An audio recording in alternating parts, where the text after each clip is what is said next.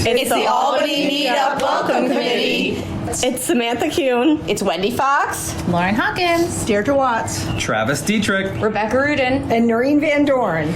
When we are not having champagne and charcuterie until midnight on Wendy's deck, setting up the chalet pavilion, or pulling balloons out of a tree, we're going geeking on Walt Disney World with Curtis and the whole geeking family. Yay!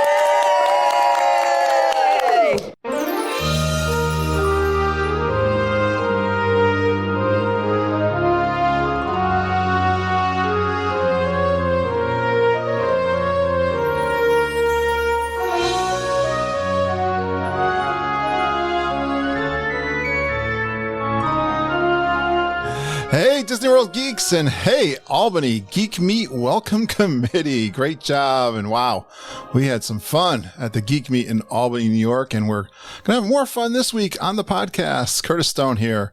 Welcome to episode 467 of the Geekin' on Walt Disney World podcast. This week, I bring on my longtime pal, Glen Kessler, to review his Walt Disney World trip with his wife, Sarah, and we debate the controversial plant-based lobster roll. Stay tuned and find out if we remain friends after this heated debate. And I've been having fun talking about my trips to Disney World, geeky roundtable chats, and reviewing a lot of your trips to Disney World for over 8 years. If you're new to the podcast, welcome.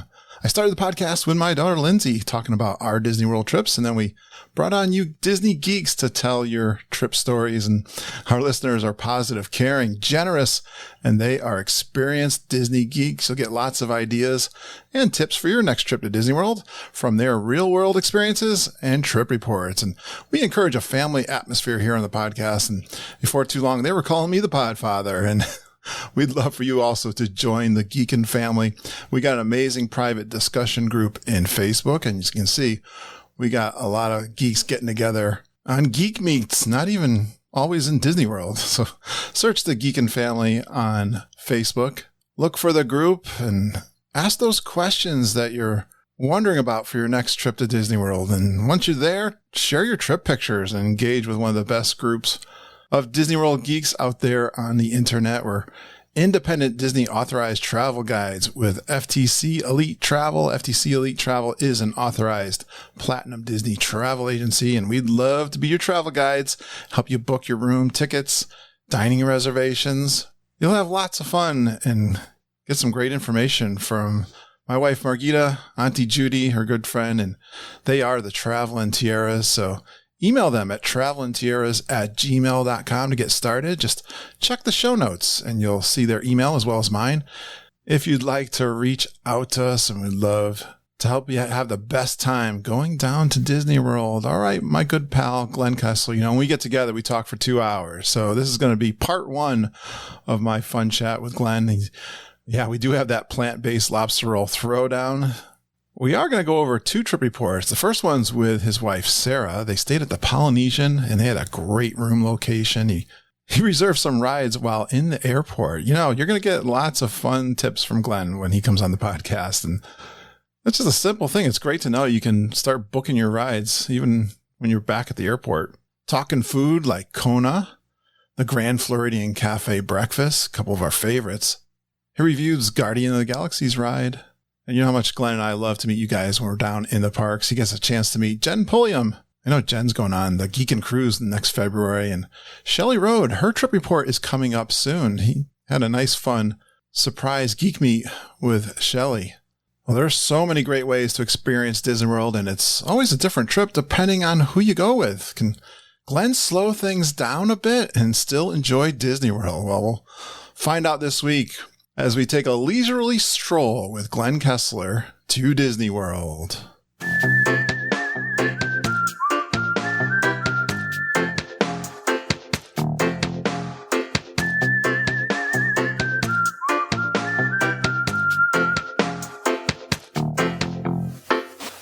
Well, I was listening back to a podcast that I recorded, and I heard mention that I wanted to talk to somebody who's got some really good tips and he had some trip reports to do.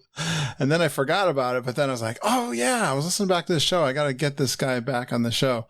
So you guys all know him. He's a legend here on the Geekin' Podcast. Glen Kessler. Hey, geeks, and the legend is too much. Infamous, I'll own up to. But yeah, I'm looking forward to, doing everything that we've got to do today. It is a smorgasbord. And if I know you, Kurt, I know that you're going to enjoy the smorgasbord that we have planned for tonight. Yeah, I didn't prepare too much at all, Glenn, for this. We've been doing this for almost like 8 years. So I think we can do this. And just a conversation. You've been going to Disney World a lot this year, haven't you? Yeah, it's kind of been a stretch. Bought an annual pass, had that FOMO from holdover from COVID, and have just trying to make the most of our time on this planet. To be frank with you, that's the one place in the world that I love the most, Disney World, and I want to get there as many times as I can. So between DVC purchase last year, annual pass that I'm still holding on to for fear that I'll never get one again if I let mine lapse, we've been cranking out the trips. How's your summer been going? Busy, unbelievably busy. In fact, I mean, Disney aside, we've got 3 kids under the age of 11. They are all into activities. Just wrapped up 2 days ago a summer baseball tournament with my middle son Harrison, which we'll hear about him a little bit later. And I'm actually looking forward in this next month to some actual legitimate R&R, because it has just been go man go. Fantastic. Yes, I love watching everything that you're doing. And yeah, I was listening to some trip report. No, I think it was one of the roundtables. And I said, I remember we've never recorded Glen Kessler's Toy Story Mania tips. I said, I got to get him on to do that. And then you were saying how you got some Genie Plus tips. And then we had 2 trip reports that you went on since we last talked. So I was like, let's get Glenn on here and go over this. And we also, I've got a bone to pick with you, Mr. Lowe. I've got a bone. It came out today or yesterday. I guess it's Tuesday today. But this week, somebody was hating on a recommendation that I threw out there. I got to talk with somebody about that. I know, you're a trusted source in the community. But I am the leader of the community. So I need to really scrutinize everything that's said here. You understand? I get you. I understand you got to protect the people, that there's crazy sources coming at you from all these different, different segments of the world. But, when I throw out a recommendation, I try to be careful and caveat it with, the right words to say. And on this particular case, what are we talking about here? The plant-based lobster roll, Kurt. I'm pretty sure I said it is plant-based lobster roll. It has nothing to do with lobster. I don't know. I'll go back to I'll go back to the recording where I first heard you say this. But there's 2 things you don't mess with me, Glenn. One is my margaritas, as you know. I mess with you every time I go down to Disney World with that, by the way. And the second thing is my lobster roll. And you go after me on both of those. Well, I don't know where to start with this, but this trip for me that I went on, I was going out. I was pretty proud of myself. Credit to you to go, you're always like to experiment different things. I had the opportunity to go, and I did a lot of the food booths, which was fantastic. Lots of recommendations from everybody. And it was a lot of fun. I was going over to Hollywood Studios, and both you and Samantha Kuhn suggested, I don't know how we got into a chat, but we did.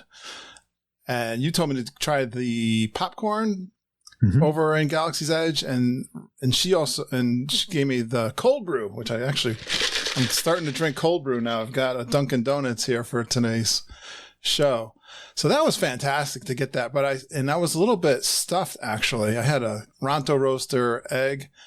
And did I get something before that? But I said, whatever happens, I'm going to go find this lobster roll. Now, the first thing I had problem, tell me where I'm off on this, but I can remember you and Jeff and other people saying, you got to go to Rosie's All-American Cafe, and it's right near the Hollywood Tower of Terror, and it's across from Beauty and the Beast. So I was going over Tower of Terror to try to get on it. And it was like 100-minute wait. I was like, are you kidding me? Right. And I was scouting out, where is this Rosie's All-American? Because I know of that. There's another little place there. Now I'm forgetting what the name of it is, but there's another place you can get food right there. Mm-hmm. So I didn't see it at first. And then I went and I did all of the stuff over at Galaxy's Edge, and I came back and I started messaging you guys like, where is this place? It's hidden back there. You can walk past that, the Anaheim produce cart, Catalina Eddie's, there's even, I met up on one of my trips recently with Rachel and Amanda, Rachel Miller and Amanda Bond. And they were like, oh, go meet us at the, dry produce, whatever bar. And I was like, I do not know where that is. And it's right on that strip, but they're all tucked back in there. I mean, that's kind of the theme, but I'm glad you hunted it down. You found it in the end, it sounds like. Yeah, it made me think of the Three Bridges Cafe. When I'm looking for the Three Bridges Cafe, and the name of the place is, what is it? Viva del Lago or something? I believe technically it is Three Bridges, bar and grill on Villa del Lago or something like that. So, I mean, we're both right there, but yeah, Villa del Lago, that's the body of water. And then it's the restaurant inside there. No, on the sign it says Villa del Lago. On the building, it says that, but it's affectionately known as Three Bridges for obvious reasons. Mm-hmm. But these are details, Glenn, I need, before I go hunting down these things. Fight your way through all of the people who are just sitting there in the shade, not actually eating food, but just taking up table space. That's a rough situation over there. It is a little bit chaotic. Now I will tell you, they do all kind of share a kitchen and connection, because I went and asked an allergy question when I was with my eldest son back in April, and we went not to Rosie's, but we asked about Rosie's food. We went to a shorter line at one of the other places, and they're like, oh yeah, that's no problem. We'll go ask over at Rosie's and just get it for you. So they're all connected. Well, it would be fun. I went over there, and basically when it opened, I think it was like 11, let's call it something like that. So I was nearly the first one in line. And I'll be fair. I'll give you one thing for sure. You made a comment. I don't know if it was about the plant-based lobster roll, but maybe it was more when we were doing the Star Cruiser, where you said, if you just go into these kinds of foods, not with a predisposed of what you think it is, because if you're expecting one thing and you get another. So that was in my head. I'll give you that kind of credit. I'm happy to hear that. I really am. I mean, expectation is the root of disappointment. If you have an idea of what you think something is supposed to be, it is either going to satisfy or let you down. But if you go in with an open mind, I'm not sure what it's going to be. Let me just take it in, see what those flavors do to my mouth, to my eyes, to my nose, and maybe to my stomach. We can talk about that part too. Then I think that you open your mind up and your palate up to things way beyond what you ordinarily would. I mean, the funny part is today I would definitely consider myself a very adventurous eater. I love to try all kinds of new things. I know you might know that I've eaten bugs and cicadas when they were here in the Northeast, and crickets on guacamole with Holly Burkase, and I love weird stuff because, like I said, I go in with that no preconception and try it. I was an incredibly finicky eater when I was young. I didn't even like hot dogs or pizza. I didn't like any. I ate bread and butter sandwiches all through elementary school, like a weirdo, because I was scared to death of trying new experiences. I had too many preconceived ideas about how things were going to be. So I'm really trying to make up for that, I think, subconsciously these days. But you're right. So tell me about this. So in your trip report that I just heard today, I did not hear Kurt Stone say that he didn't like the plant-based lobster roll. I actually heard you say that you did enjoy it. Is that true? That might be a little bit of a stretch. But I'm going back to the videotape. I'm pretty sure you said you liked it. So scientifically, I took a look at it. So I viewed it, and it was stuffed nicely. And I liked the hot dog bun. It was good, very good size, no doubt. And because, just like my regular Maine lobster roll, sometimes the meat hangs off and you're afraid when you're biting it's going to fall out, right? So I said, all right, I'm going to go at this scientifically. I'm going to pull a little piece of meat in air quotes and try a piece of that hearts of palm. And I went, okay, that's nothing like lobster. And then I was like, that son of a gun, Glen Kessler. was probably my first thought, because I like hearts of palm. I like salads. I like vinegar-based things. So there definitely was a vinegar-based taste to it. And I went, oh, that's fine. But I pretty immediately went to, where the heck did they get away calling this lobster? And I hear you on that point. And I really do think that this is maybe a little bait and switch for you. And it's never really made sense to me. And vegetarians, talk to us, let us know. But if you have made a choice not to eat meat-based things, do you really want your plant-based things named after the meat-based things? Do you want them to say, this burger bleeds just like, a cow would, but it's actually beet juice? Like, I don't know that you really want that whole vibe. So I don't think Disney is doing themselves any favors with the marketing of this as a plant-based lobster roll. I'm sure that is someone just saying, you know what, we have lobster rolls. They're like, $30 or whatever they are. Here's something for half that price that will satisfy people who don't eat, shellfish or meat of any type.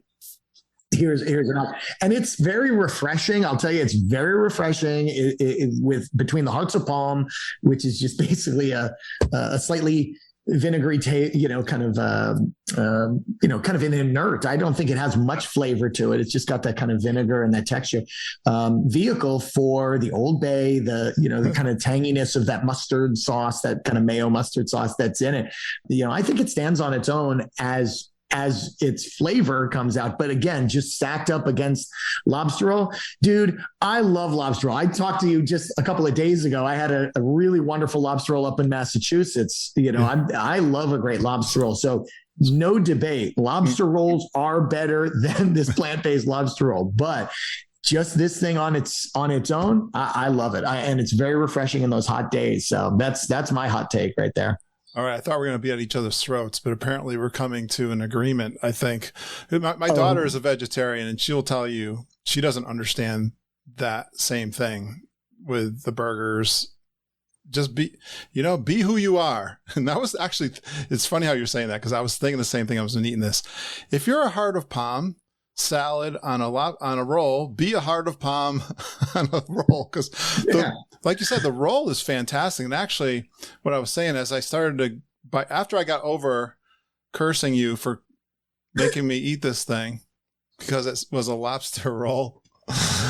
As I went into it, I love salads. I always talk about the summer salads. One of my favorite things at picnics or the buffets at Disney World, and the combination of the bread, and it's a really nice roll with this salad, heart of palm salad, is actually, like you said, very good. Now I think you're impaired your judgment a little bit because of the Old Bay spice. I think that's where it really won you over. Yeah, as a Marylander, I am actually wearing an Old Bay shirt right now that I picked up when there was an Old Bay festival happening near one of the baseball games, as I grabbed some crabs and steamed shrimp. I do love me some Old Bay, but I don't think it was Old Bay colored glasses. I really just think that is an incredibly delicious treat on a hot day. Let's rename it. It's being sold at Rosie's All American. It should be themed something Sunset Strip, old Hollywood.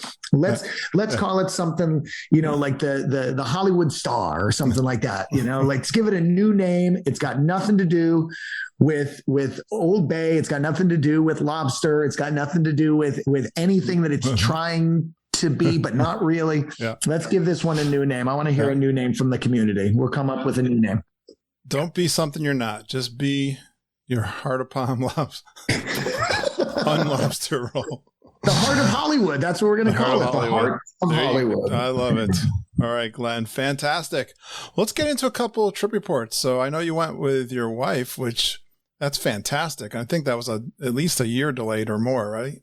Absolutely. Yeah. This was actually a makeup trip from March, I want to say 24th of 2020. So literally a week after Disney closed their doors last, oh my God, is that 2.5 years ago? Anyway, so this was the makeup trip. That trip was supposed to have been back in 2020, was supposed to have been the trip that made my non-Disney loving wife fall in love with Disney. And I had an impeccable kind of trip planned for us. We were going to stay at the Polynesian resort. We were going to everything from the brand new, it was still in its like soft opening, the Cirque du Soleil show. It wasn't even open to the public. We had tickets to that. We were going to go to get spa treatments over at the Grand Floridian. We had a couple of parties and special things. Like, it was going to be incredible. I had all the dining reservations, and it got.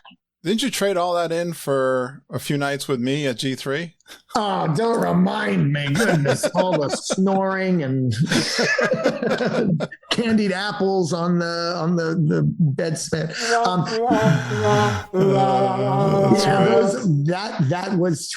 That trip was booked before I owned DVC at Polynesian. But yeah, so this trip was, believe it or not, our very first use of our own DVC points. So I forgot that. Yeah, cool. Yeah, we finally got to make use of, we bought at Poly, and this was just a little 3-day trip. We bought enough points for a week for the whole family and 2 bedrooms, but this was just a little shotgun thing over Memorial Day. I've been trying to get Sarah to love my addiction a little bit more. I think that would make life so much more pleasant in our house and the world in general, to involve her.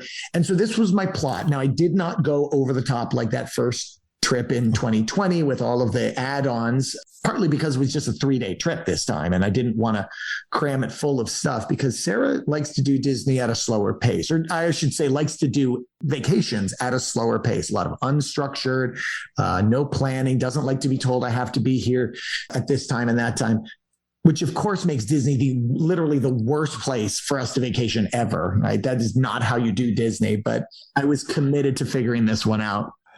Yeah, it goes against my wife's strategy and many of our geeks, but I swear, even from my experience this last trip, it actually can be done. Yeah. And still enjoy it, right? Absolutely. And this was the plan. And I knew, because I've been a few times already this year. I know I'm going a few more times this year. So I said, take the foot off the accelerator. This is her trip that you are basically the tour guide for. What does she want? What would she enjoy the most? That said, I wanted to show her what Disney could be, not just sit around at the pool all day and don't do anything, but I wanted to expose her to some of the events and activities that are on property. And I think I kind of threaded that needle and kind of found that balance as we went through the trip pretty good. So I'll get us started. We had a 6 a.m. Initially, it was a 6 a.m. flight, which is what we love to do and be on property by 9, leaving from here in Maryland. But our flight got delayed to 9 a.m. So we were at least going to be, getting there during the day, kind of midday or something like that, around noon or so, we thought. But that allowed us to arrive at the airport by 7 a.m. so that I could guarantee that we were able to get some Genie Plus reservations. And this was a very harrowing part of the morning. I needed to make sure we were there at 7 and nestled in a spot that had good either Wi-Fi or data. So my tips and techniques for Rise of the Resistance. I was walking through the airport with my phone out and my speed test app, finding where was the fastest speed. And yes, we settled in right by a bathroom, which was perfect, so she needed to go. And we just kind of hunkered down there for a few minutes while I made some reservations. And to my excitement, right there in the airport in Maryland, was able to book back to back to back virtual queue for Guardians, Remy, individual lightning lane, and then another Guardians individual lightning lane, and was able to stack them up so that they were like one after the other. It was just, it was really like amazing to be able to get that. And I'll have more, kind of comments on how to really maximize Genie Plus and the individual lightning lanes a little bit later.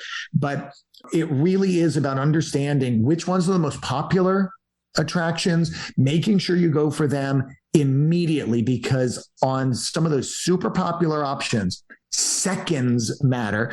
On some of these slightly less popular experiences, now that could still be, for in this instance, Guardians of the Galaxy, but the individual lightning lane, the one that you have to pay for, that one will not expire in seconds, but rather minutes. And it is minutes, at least at this point, as we're talking, and kind of late May when we went, and I think still. So you do have minutes there, and then getting down to something like a Remy's, which has been open for a few months already, and the luster is, starting to, come off of there. So that one you have hours probably to book. So you have your pick of time when you're there. But knowing how to strategize, through that process, that very stressful process, can make it so that you have the most enjoyable and exciting afternoon or day ahead of you. And that's what we were able to make happen. Of course, I told her what I did, Kurt, right there in the airport, and she was like, okay, so what's that?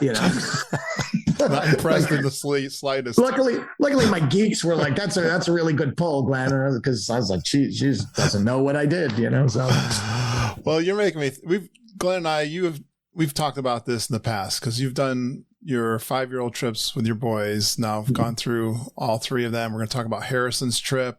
We've done the G3. You've got this trip with Sarah. You've got the whole family, your immediate family. Then you've had your big family trip, right? All 15, my 2 brothers, all their wives and kids, and my parents, 15 of us last July. Yeah. So we've always said the Disney trip is so different depending on the context and who's going, right?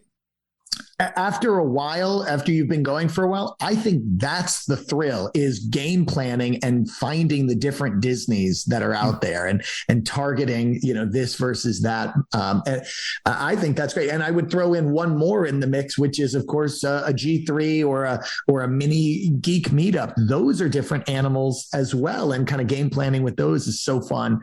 Yeah, Disney is so many things, and that's what we love about it. It's a finite universe, but it is a massive finite universe, and being able to find the parts that make sense for this trip versus that trip, for this length, for this location that you happen to be staying at, how to maximize it. I mean, that's what keeps us going back, is being able to kind of just re-engineer something fresh every time. I think the key, and this is a question I like to bring up in my trip reports, is what was your goal? What was your strategy for this? And I'm wondering, I know I had this experience with my friend John, who is my son Harry's father-in-law, who surprised me with a trip last fall, paid trip, company kind of based thing. And he had been to Disney World, but it's been a long time. And his wife gave me such a hard time about us 2 guys going down to Disney World, 2 adults. But I kept asking him, we were chatting way up until that. I kept saying to him, John, this is for you. What is it that you want to do? And his simple answer was eat and drink. And I was like, dude, we're going to eat and drink. Like, Disney Springs is on our list. And there were a couple attractions and like that, but those were the things that were his priority. So did you have that conversation with Sarah? Yeah, absolutely. It was a lot of, like, what are you looking for out of this trip? Are you looking for rides? Are you looking for characters? Are you looking for relaxation, R&R? Are you looking for food? And tailoring it to what she wanted. And a couple of rides. She actually really enjoys rides. She's ridden on roller coasters. She's not afraid of those. She likes a good themed attraction. No problem there. But that's not what really moves the needle for her. A vacation for her is a time to relax, unwind. We've got busy lives. Both of us have full-time jobs. We've got 3 kids, got a lot of extra responsibilities. She's on a bunch of boards and just really life is pretty full and pretty stressful. So vacations are about reading a book, listening to music or just kind of like just shutting down and knowing that you don't have to be on call. And this was, as you said, just her and I, no kids. The kids happily went off to family and friends for the weekend. And it was truly an opportunity for her to unplug, for her to, kind of shut the meter off and just enjoy. And she did great on that. And for my part, I let her. I didn't grind her and say, let's go to the parks, let's open it, let's close it, let's squeeze in 50 fast passes, and lightning lanes and all this business. There was rides, there was food, there was activities, but there was also a lot of, for her, pool time was kind of the big thing. And at the Polynesian, they got some great pools. They got two very large, wonderful pools. Both of them have bars that open up early and serve great drinks, and she enjoyed some of that. But she just she read a book, went in the pool when she was hot, came back out, did a slide or two, and just kind of made a great day of it. 2 days actually. I have some experience with raising three kids and being married, so you kind of get into a habit of not even seeing your spouse that much. It seems like with going in so many different directions. So I would imagine getting together, just the two of you, it was pretty special too. Yeah, that's a great point, Kurt. We're ships in the night many days during the week where, we're both just kind of like doing our thing. And then we see one another for about 5 minutes. How was your day? Good. Anything, major? Yeah, this, that. And then, back on it. So in addition to being able to just take some relaxing time, just being able to enjoy some time with her and not having to, respond to the kids. That was great. And to reconnect, we're in the thick of it. I know, and I don't want to, you guys know, I don't want to miss my kids' youth. I am very involved as a dad. I'm coach of 2 of the kids' baseball teams, 3 if the third one does baseball this fall, which I think he will. We do lots of activities together. I make that commitment to them, but that comes at a cost, and the cost is spending time with my wife. And hopefully, we're in it for the longer haul after the kids go off to college and start their lives, and they become their own sons that have satellites around them. Then she and I will have a little more time, and we want to not neglect that in these years that we're raising them. But we also know that we want to play mostly to the children during these years, and so this is a nice recharge. And I hope we can do this fairly regularly. Good news, spoiler alert! I think she had a great time on this trip. She loves Disney again. We've done a couple other trips. We went to New York. We go to the beach periodically. We take time just to her and I to kind of enjoy and recharge, whenever we can. Yeah, and this one turned out great. Has she been to the Polynesian before? Not to stay. We've walked through it. We've eaten at it. We've eaten at Ohana. I think we did Trader Sam's. She might have not been there for that Trader Sam's, in fact. But yeah, she's been through the Polynesian and knows how beautiful and calming it is. But to stay there, oh gosh. I mean, this is why it's our home resort. It is an absolutely transformative place. You step foot on those grounds, you hear the tiki sounds coming out of the speakers, the vibe just takes over, and you feel instantly relaxed. And we walked out, they have the lays sitting out front at the bellhop stand, and we both grabbed them. Nobody gave them to us because they were so busy, but we just grabbed them, threw them on our necks, and immediately we're feeling like, okay, here we are, we're on vacation, we can cut loose, this is a different thing than normal. And we enjoyed it. And that first day was just a kind of a banner day. Obviously I had lined up some of those fast pass, or I'm going to keep saying that for years, some of those lightning lanes and Genie Pluses to get us through. So we went to Epcot. That was our first park that we headed off to. And we enjoyed some of the food at the kiosks, some hits, some misses. Avocado toast was great. Something called the feta watermelon cheesecake. Not great. Should not be making cheesecake out of feta. Sorry, people. But all of that just to get us ready for Guardians. 2 runs on Guardians, 1 run on Remy. She loved it. She loved the rides. No nausea for us. I got a little queasy at the beginning of the first ride. I think mostly I just psyched myself up. I didn't tell her that it could make one nauseous. I kind of joked about it, but not seriously said anything. And she didn't get nauseous.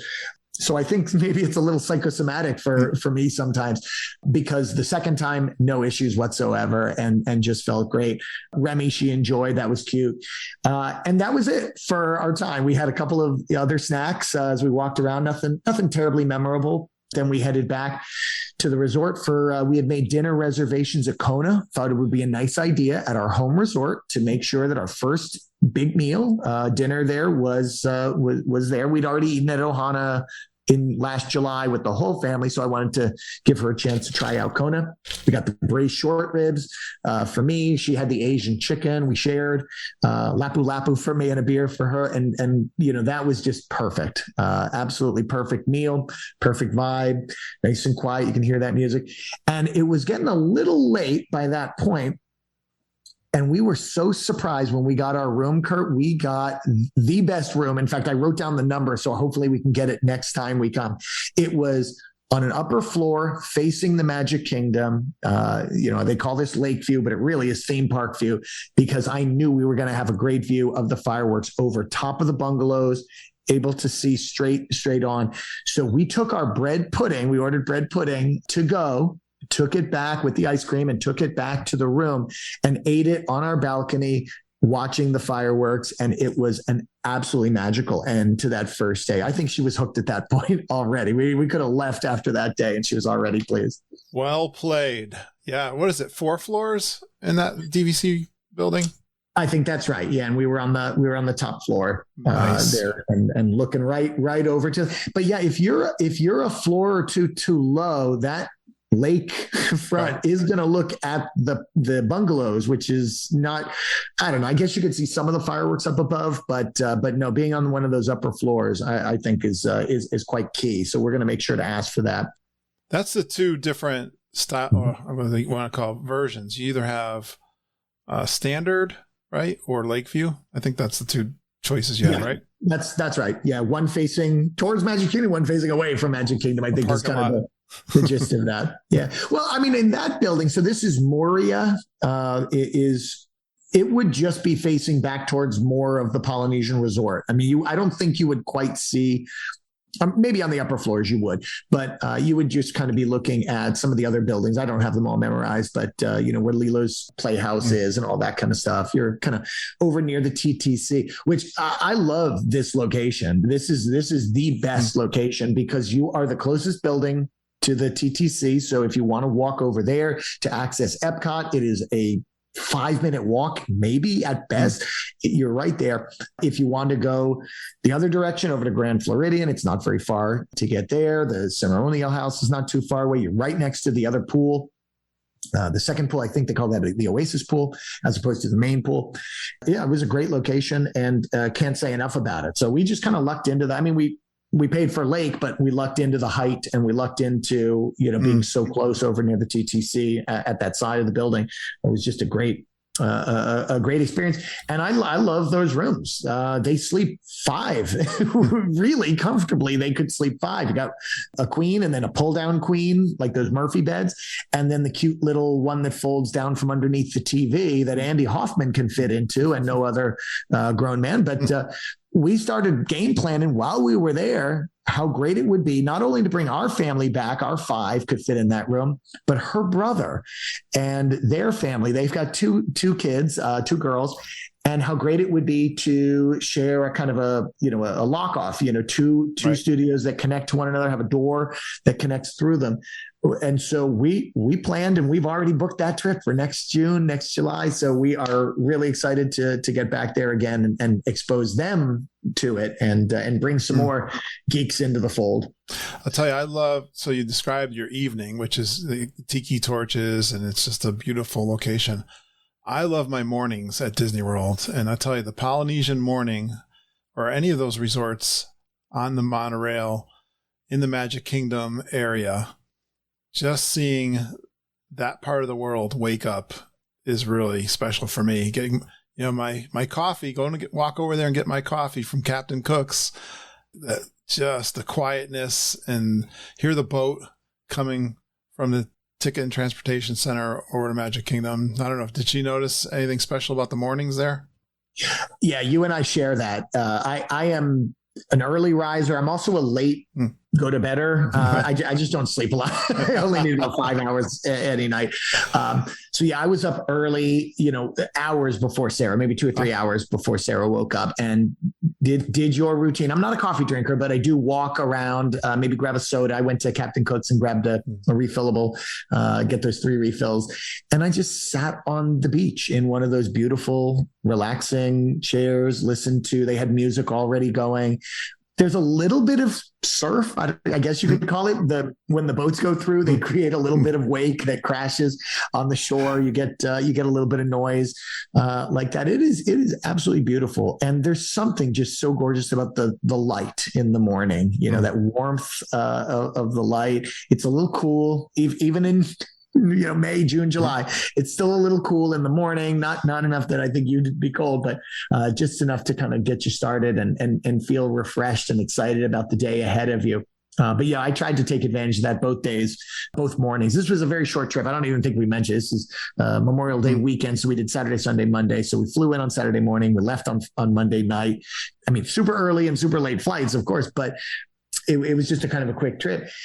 So taking advantage of those mornings, Kurt, I think that is the best way to start any Disney day, because, and I know we've talked about this before, but it feels like the whole of Disney World is all for you. When you wake up on those early mornings and there's nobody around, it just feels like Disney World was created for you, and how special that is. And as people start to wake up, welcome to my park, welcome to my resort, welcome to my experience. I've been here, kind of getting things ready for you, but just absolutely beautiful. And I know you said she loves to get some pool time, and that was one of my things I noticed with the DVC area there, the Oasis pool, you called it. Did she spend time there or the main pool?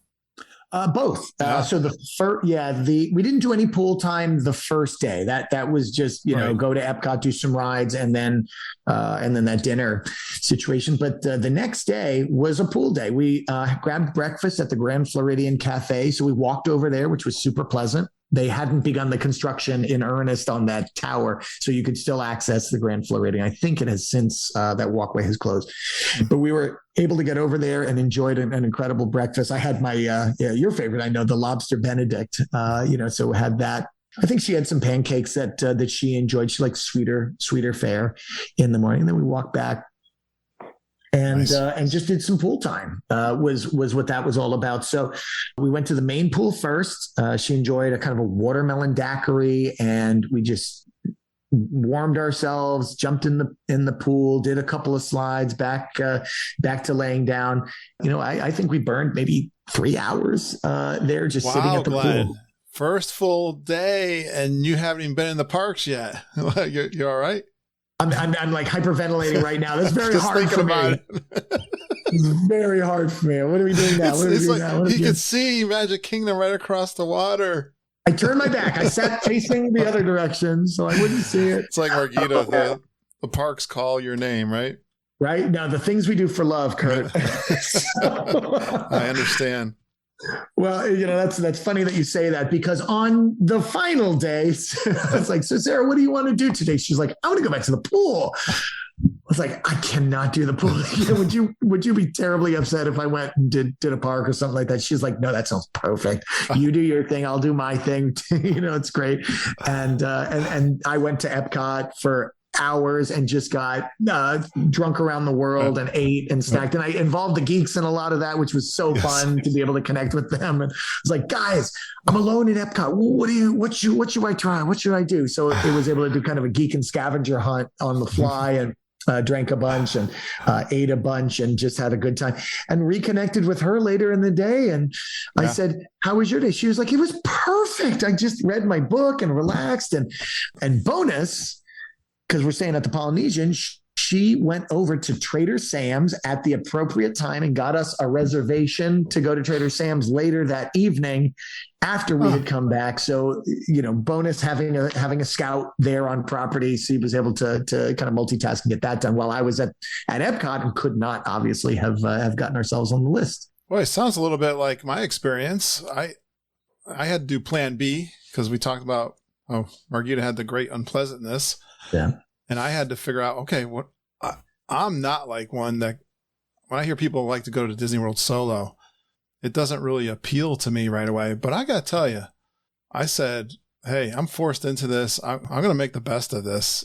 I did the same thing you did with that Epcot. Matter of fact, I had little thoughts of Glen Kessler in my mind of those videos you were doing. And I'm going to hit those booths. I'm going to I don't want to say do whatever I want to do. It's just like, all right, what am I going to do all alone here? And I didn't know how to answer that question at first. Well, you've got a cast of hundreds who can answer that question if you need. So just put it out there to us and let us live vicariously through. I did a little bit of that, and you guys respond very quickly. Help me find where I was going. Hey, where is that violet lemonade anyway? Absolutely. The promenade, right? The often missed promenade. Well, and I'm so happy to hear that because like you were there, just like I can't believe I missed you. I had 2 trips. I missed you by like 5 days probably on either side of my 2 trips. It was just like the perfect storm of missing you, which is killing me because I love you. I'd love to have done that with you. It would have been fun if we could have both did Star Lives and gone off together and toured around. That would have been great. I think we're brainstorming here. I like the way we think. All right. Well, hey, let me catch up. So after we had done pool that first day, we did have one more ride on Guardians, which we had to go redeem. We loved it so much. We wanted to go on a third time. And I even had dreams of us trying to collect all 6 of the songs. It was not to be because after we got that third ride on the second day, that was it for our Guardians time. What is your review of Guardians? What's your take on it? I love it. I did get a little nauseous on that third trip towards the end. I think that had more to do with my food situation. I had not eaten in a while, and I've got to be really careful about that because I can, get a little almost hypoglycemic kind of feeling when that, and I think I went on it, in that state, and I did not have as good a time. We also got conga, which is like, I don't know, that feels to me, I don't know if I'm synesthetic or something like that, but that song feels red to me. It feels hot and like, I don't know, the combination of me being a little sick and that song, just like, I did not enjoy the third time, but I will say based on the first 2 times, I love that ride. I love the Guardians of the Galaxy. First of all, I'm a huge Marvel fan. We recorded a podcast recently. I'm editing it right now, by the way. It's coming out this week. Oh, good. I know that you've got so many in the queue, but so I love the Guardians. I love that franchise. I love those characters. I think they're great. I love Epcot and all that good stuff. I love roller coasters and wild things. This was kind of the perfect mix of all of those. I love the launch. I love the spinning. I love the story. I kind of love the story, I guess. I kind of love the story because it's totally in. I don't want to spoil for anyone who's not, and I won't spoil, so don't fast forward. But it plays up on some elements of some of the movies that are starting to bubble up right now, and it feels like a furthering of some of the narratives that might be coming up in this phase 4, phase 5 of where Marvel is at right now. So I would love it if this becomes canon, if this becomes part of the story in the movies even. In any case, I want to take this as my opportunity to get up on my soapbox and lodge my complaint. When I first heard that the Guardians of the Galaxy were coming to Epcot, who I am a child of the 80s and fell in love with the edutainment that was at Epcot. I really identified as a kind of a nerdy, but playful, kind of a kid. And I loved Epcot. When they took away Ellen's Energy Adventure and said the Guardians are coming, everybody was up in arms. What are the characters doing in that park? What does that have to do with Epcot's mission? And I said, hold on, wait, these are Imagineers. I'm sure they've got something brilliant planned. When I heard that it was a reverse launch coaster that starts the ride, I said, I think I got it. Cosmic rewind. They are going to still tell us about the history of energy. It's going to build on the Epcot mission. The Guardians are going to be there somehow to tell that story. It's going to go through the history of batteries and things like that. Annulax battery. Is it a Harbalary battery? I'm not sure. It was going to be a beautiful story. I had concocted in my mind for how they were going to connect Epcot and the Guardians of the Galaxy. Kurt, they did not do that. Nothing to do with energy. You're giving way much more credit than. Make me an Imagineer, people. If Disney is listening, I've got ideas. I am happy to step in there. They've abandoned that idea altogether, it seems. But yeah. Yeah, here we are. I mean, that's the only hedge I'm going to give on it. I wished it made more sense in Epcot. It is an awesome ride. I love the ride. Just wish it was I don't know. I haven't really been paying attention much of what they are building because you can see all the construction in the front there. Whatever it is, I can't wait till it's done. Right, so you can get around. So you can get for that one thing. I guess we've got what's the water attraction? Well, I hope we don't get too excited about this because from everything they've said, it's not really an attraction. It's not a ride. It's kind of a walkthrough experience. Now, for those who've been to Disneyland Paris, they have a ton of walkthrough experiences that are quite charming. The Aladdin one is great. They've got, really, really like cool things that you can just kind of walk at your own pace. I love the 20,000 Leagues Under the Sea one that they have there. Oh my God. I'm a huge fan of that property when it was at Disney World. And that's a great version that they have over there. But I don't know how American audiences are going to enjoy a walkthrough attraction that just bounces water around. I hope I'm wrong. I hope it's really captivating and exciting, but this is not a ride from everything that they have said, unless I have gravely missed something. And this is just kind of an area that celebrates water. I'll be curious to see. I don't know. It's from one of the movies, right?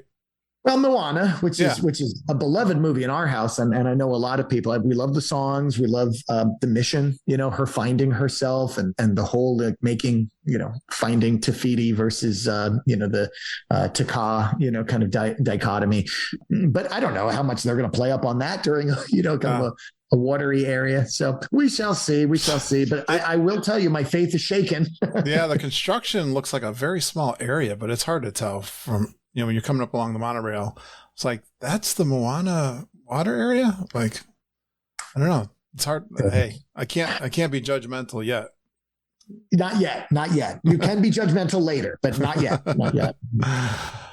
Fantastic. Any other great highlights from this trip? We got to get into Harrison's trip too. Oh my gosh, that's right. Well, I do have to mention that there were a ton of unexpected and wonderful geek meets that happened during this trip, which I didn't really plan a lot of this because when I'm going with my wife, I don't want to spook her with a bunch of like, hey, here's 50 of my closest friends.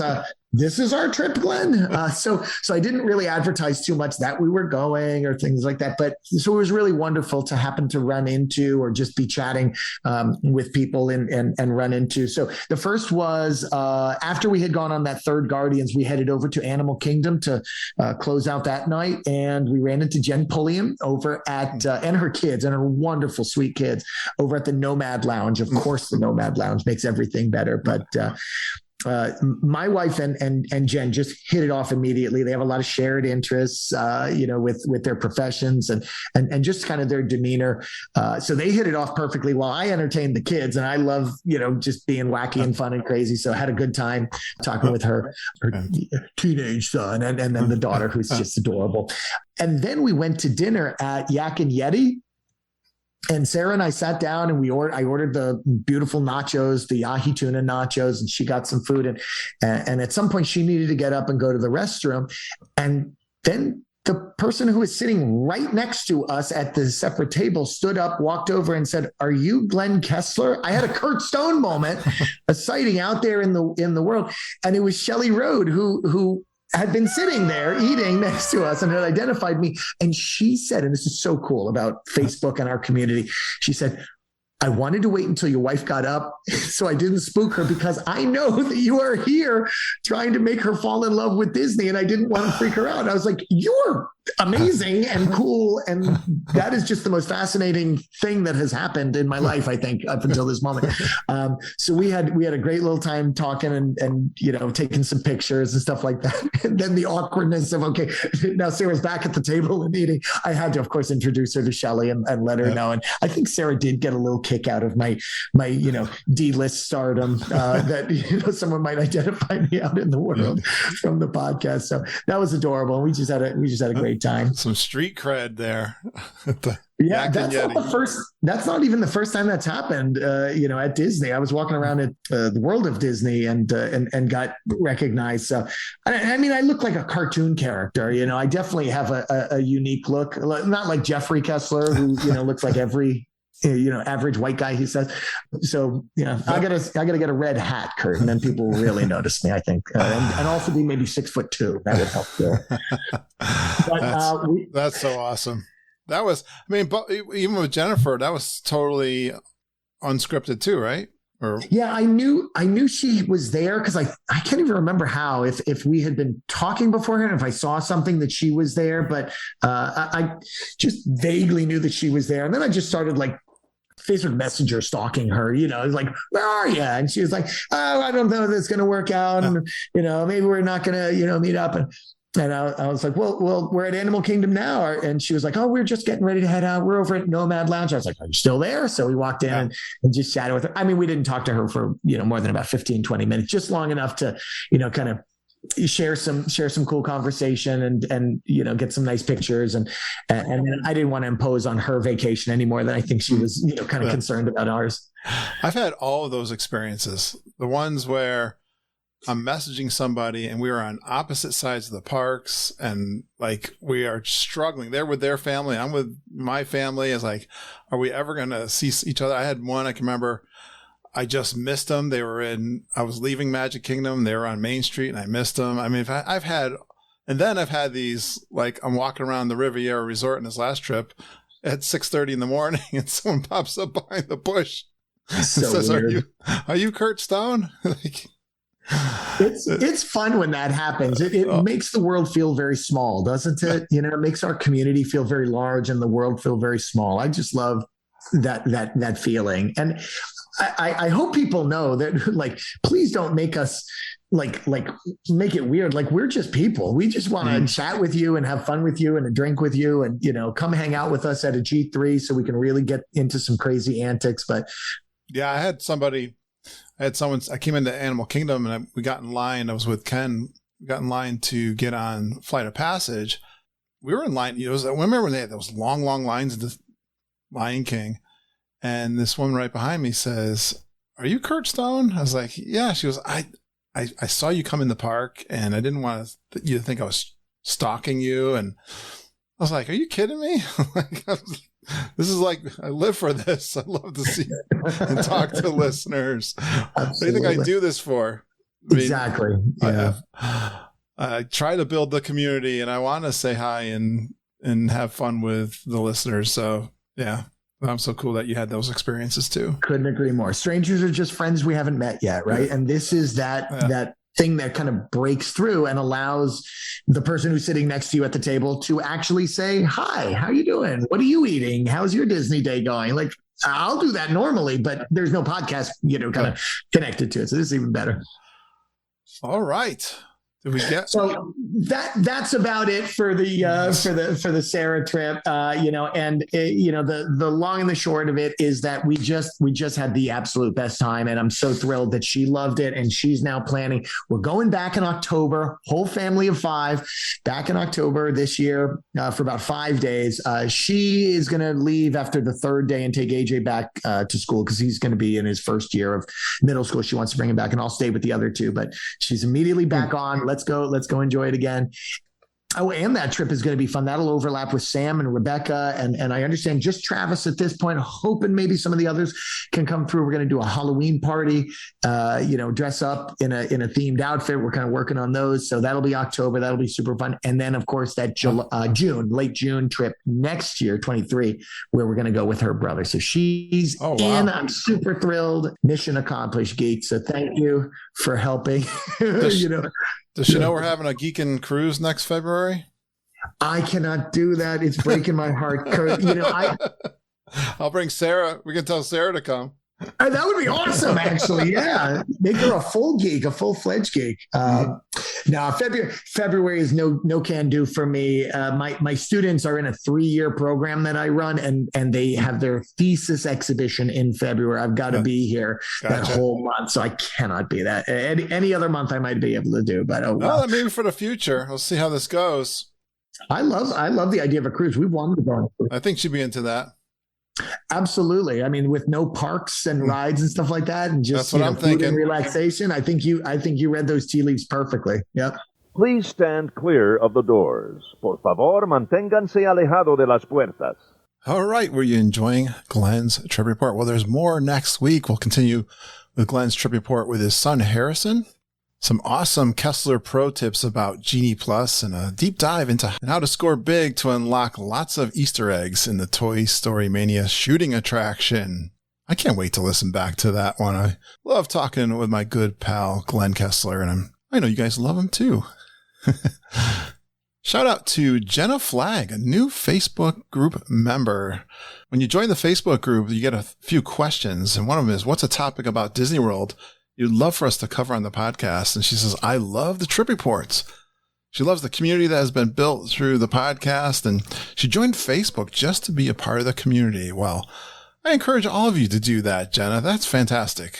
It's kind of all I use Facebook for, too, is my group. I just don't have time to do anything else but have fun. It's such a positive group, and I hope you ask questions and get lots of feedback from our fantastic listeners who will give you great answers to questions and feedback to make it so much fun to go down to Disney World.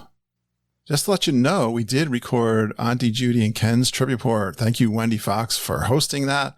That'll be coming up in a couple of weeks. So if you've been looking forward to hear how they made out on their 50th anniversary trip and how so many of you supported that trip down to Disney World, we recorded it this past week. So it's coming. And we got more Geek Meets coming. The Maryland Geek Meet I want you to know about, announcing that Saturday, August 27th at the Renaissance Festival. Yeah, contact Glen Kessler or myself. Let me know that you're going down there. All are welcome. If you're in the Maryland area or close enough, they had a great meetup last year. They're going to have lots of fun for the day down at the Renaissance Festival in Maryland.